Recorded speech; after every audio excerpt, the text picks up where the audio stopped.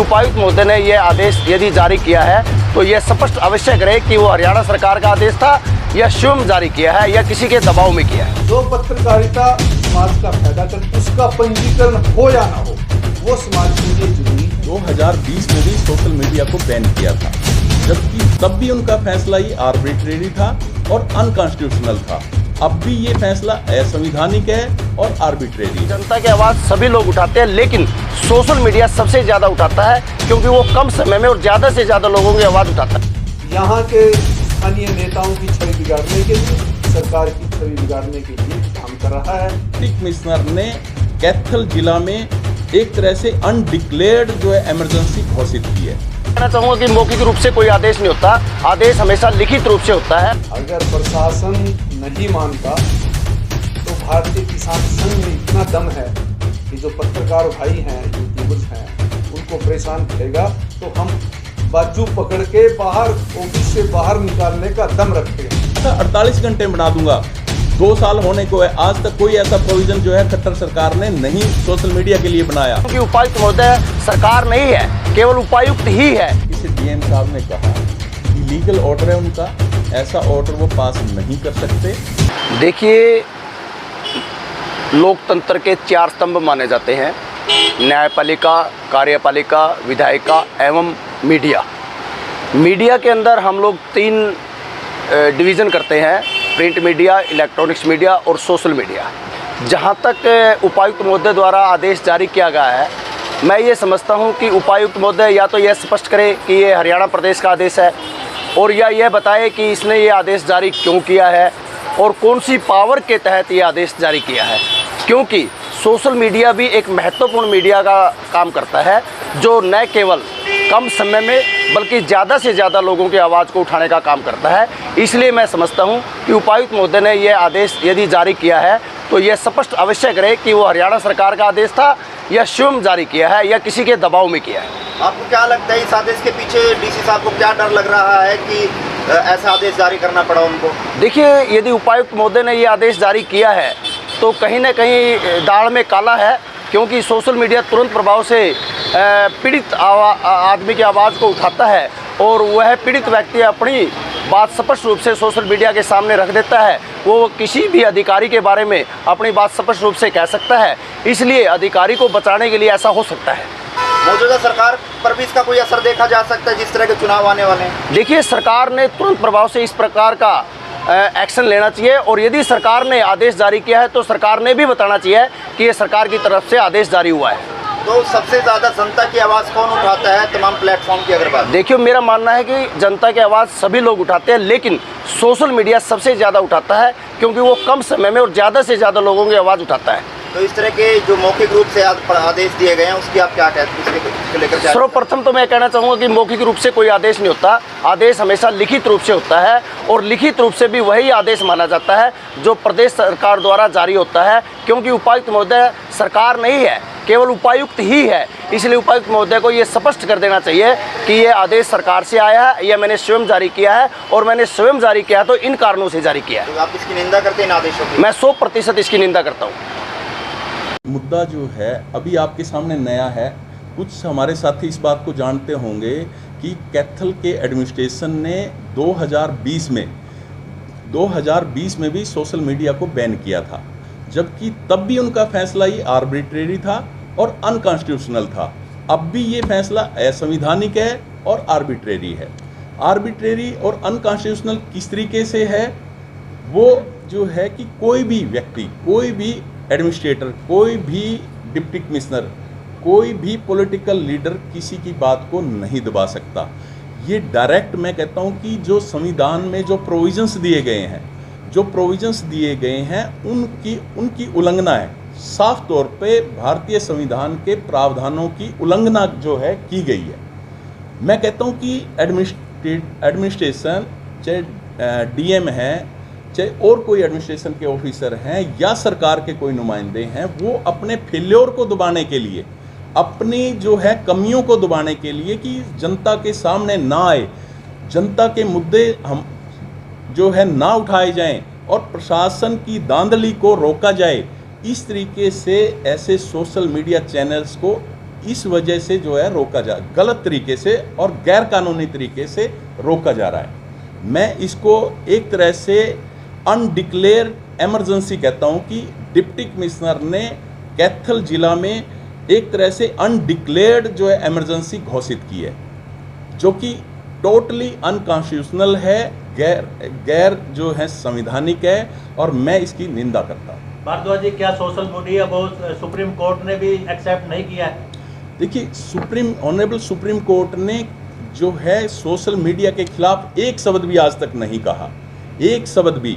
उन्होंने कहा है कि मर्यादा में रहकर आपत्तिजनक ना हो, कोई ऑब्जेक्शनेबल, कोई स्टेट के खिलाफ कोई ऐसी सामग्री ना डालें भड़काऊ, उसके ऊपर चेक रखने के लिए जरूर कहा है। सोशल मीडिया के चैनल को किसी को बैन नहीं किया गया। अगर इनको कोई बैन ही करना है तो उसके लिए कुछ प्रोविजंस हैं। किन को बैन कर सकते हैं, डिप्टी कमिश्नर को ये भी समझना चाहिए।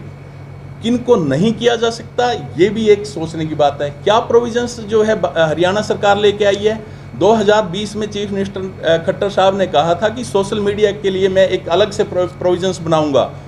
उन्होंने कहा था 48 घंटे बना दूंगा। 2 साल होने को है, आज तक कोई ऐसा प्रोविज़न जो है खट्टर सरकार ने नहीं सोशल मीडिया के लिए बनाया। अगर इन्होंने कोई बनाना ही था, बैन ही करना था, तो पहले प्रोविजंस बनाए और फिर बैन करे।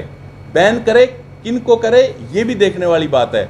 जो रजिस्ट्रार न्यूज़पेपर ऑफ इंडिया है, जो हमारे ये हमारा मंत्रालय ब्रॉडकास्टिंग मंत्रालय है, उसमें कुछ प्रोविजंस हैं। अगर कुछ ऑब्जेक्शनेबल है तो उनको बैन किया जा सकता है, ना कि सोशल मीडिया को, जो हमारी जनता की आवाज़ को उठा रहे हैं।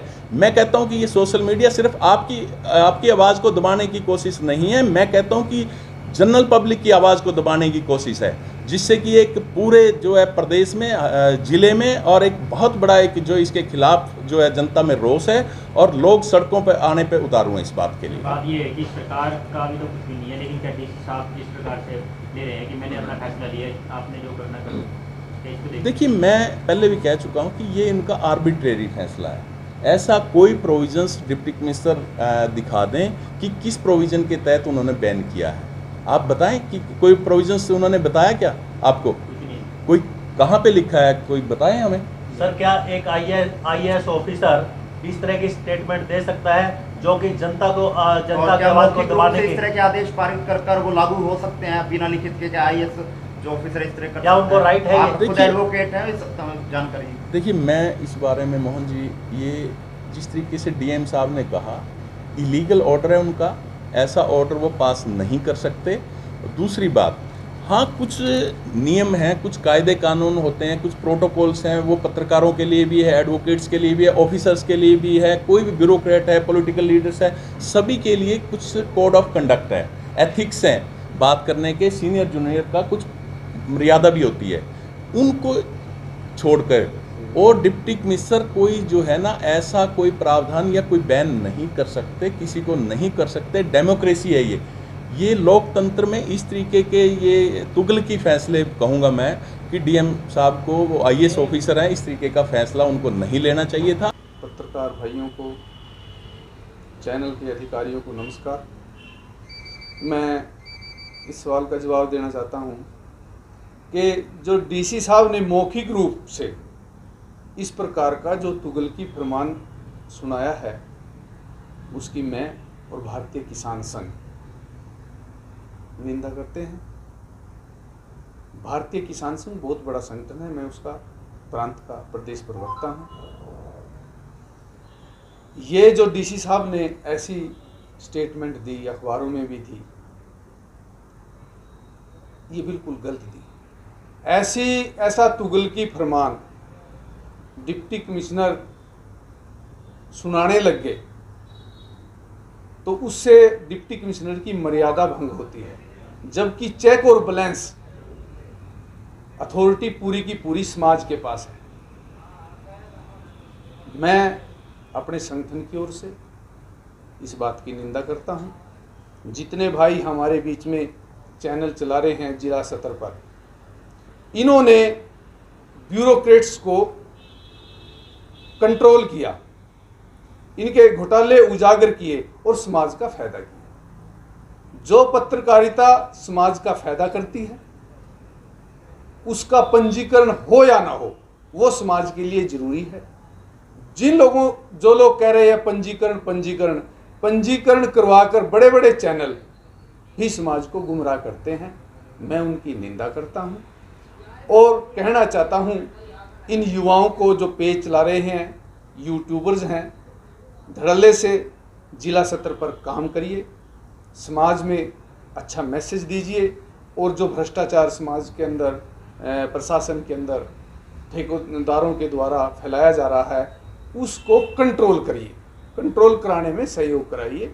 और मैं आप सभी को बधाई भी देना चाहता हूं, इन 3 सालों से जब से यूट्यूबर्स पेज पत्रकार अधिकारी सक्रिय हुए, भ्रष्टाचार की बहुत सारी FIR'ें दर्ज हुई। मैं इसके लिए भी आप सभी को बधाई देता हूं। रणदीप जी, क्या कहना चाहेंगे? प्रशासन इस तरह से सोशल मीडिया पर जो प्रहार करता हुआ नजर आ रहा है, कहीं ना कहीं कोई डर या दबाव लगता है इसका प्रशासन के या सरकार के ऊपर? हाँ, ऐसा है, प्रशासनिक अधिकारियों पर अंकुश लगता है, यानी कि जो कंट्रोल का काम कर रही है ब्यूरोक्रेट के ऊपर, यूट्यूबर्स जो जवान जितने भी जवान हैं सेक्रेटरीटों में जाते हैं, DC के साथ SP के साथ एज ए पब्लिक सर्वेंट की तरह व्यवहार करते हैं। पहले पत्रकार भी और समाज के लोग भी DC SP को, अन्य अधिकारियों को राजा की तरह देखते हैं, लेकिन आप सभी के सहयोग से DC को, SP को, ADC जितने भी उच्च अधिकारी हैं, चीफ सेक्रेटरी तक, उनको एज ए पब्लिक सर्वेंट, सेवादार की हैसियत से देखा जाता है, तो जिससे उनके अंदर एक दर्द है भी तुम्हारी महत्वता घटती जा रही है। क्योंकि जब युवा साथी अपना आइडेंटिटी कार्ड ना लेकर, कैमरा लेकर DC ऑफिस में जाता है, SP ऑफिस में जाता है और DC के सामने जाकर वर्जन लेने के लिए उसको मजबूर कर देता है, तो कहीं ना कहीं चेक और बैलेंस, यानी कि कहीं ना कहीं समाज उन पर हैवी हो रहा है, सोशल मीडिया, इलेक्ट्रॉनिक मीडिया उन पर हैवी हो रही है। और एक और बात कहना चाहता हूं, फेसबुक अंतर्राष्ट्रीय संस्था है, अमेरिका कैलिफोर्निया में इसका ऑफिस है, ये तो DC को तो कंपेटेंसीएबल ही नहीं है, इसको तो कोई अधिकार ही नहीं इसके बारे में बोलने का। ये तो अगर समाज खड़ा हो गया तो DC का तुरंत तबादला होगा यहाँ से। रणदीप जी, क्या कहना चाहेंगे? क्या सरकार, मौजूदा सरकार है, उसके ऊपर भी कोई प्रभाव पड़ेगा? हाँ। इस तरह के जो फरमान जो प्रशासन द्वारा किए जा रहे हैं, ये स्वाभाविक गुण है। ब्यूरोक्रेट्स हमेशा सभी सरकारों को गिराने की कोशिश करती है, उनकी लोकप्रियता को गिराने की कोशिश करती है। इस समय अनुभवहीन मुख्यमंत्री होने के कारण जो हरियाणा की सारी ब्यूरोक्रेट्स है वो मनमर्जी से काम कर रही है, मनमर्जी से भ्रष्टाचार फैला रहे हैं अधिकारी, और कहीं ना कहीं इस सरकार से अब ऊब गए। जो सरकारें लंबे समय तक रहती हैं, सरकारों का अनुभव बढ़ता है और ब्यूरोक्रेसी कमजोर पड़ती है। और ब्यूरोक्रेसी का भी सिद्धांत है कि भी जल्दी MLA की, MPओं की आलोचना होनी चाहिए, जिससे तुम्हारे ऊपर जो दबाव है वो कम हो। ये एक इनकी स्ट्रेटेजी होती है ब्यूरोक्रेसी की। मैं ये बताना चाहता हूं, अधिकारी और कुछ ठेकेदार हर MLA को कहेंगे वो खा गया, और खाना भ्रष्टाचार कौन फैलाते हैं? अधिकारी। सारे का सारा काम तो अधिकारी करते हैं कार्यपालिका में। तो इसलिए वर्तमान जो कैथल जिला प्रशासन है,